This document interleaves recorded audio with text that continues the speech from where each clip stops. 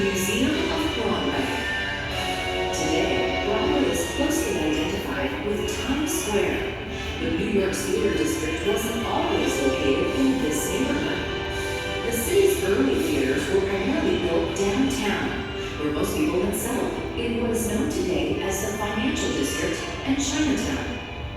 The city's first documented performance in 1732 was actually held in a simple room in an existing building, which eventually became known as the Playhouse.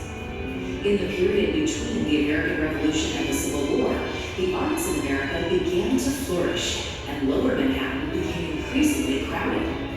Throughout the final decades of the 1800s, lured by cheaper real estate uptown, the New York theater district slowly began to move north along Broadway, passing through Union Square, Madison Square, and Herald Square, before finally settling down in what is now known as Times Square.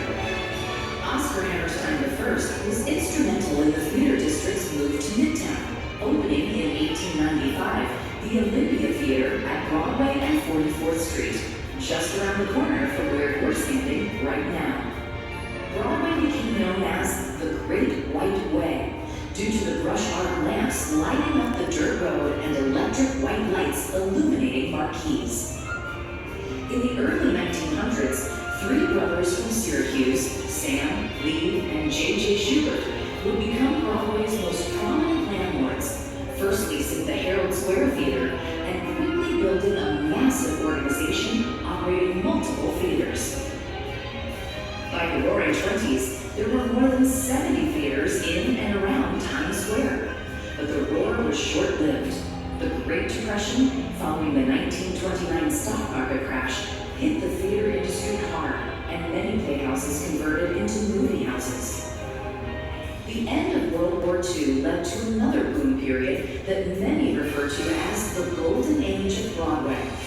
During this time, two of the largest current theater owners, Drew Jansen and Niederlander, came on the scene, first purchasing the St. James and Palace theaters as they began to expand their footprints. By the late 1960s, crime was on the rise, and the declining economic conditions caused many theaters to sit empty for months and years on end. The city desperately needed to reinvigorate Times Square, and one of its solutions was the Marriott Marquis. In order to make space for the new hotel, 5 Broadway theaters would have to be destroyed. Protests ensued, but to no avail. After the Great Theater Massacre of 1982, landmark laws were enacted to protect the remaining Broadway houses. In the mid-90s, Disney signed a 99-year lease on the long-neglected New Amsterdam Theater on 42nd Street. The city cleaned up Times Square, and it became vibrant and tourist-friendly once again. Over the last 2 decades, Broadway's theaters have been constantly filled, and there's even a waiting list for incoming shows. In 2020, due to the COVID-19 pandemic, Broadway shut down for its longest period of time to date. That was the Beetlejuice one. After 18 months, Broadway reopened, and the city's heartbeat began pulsing again. Broadway remains one of the top reasons people come to New York City.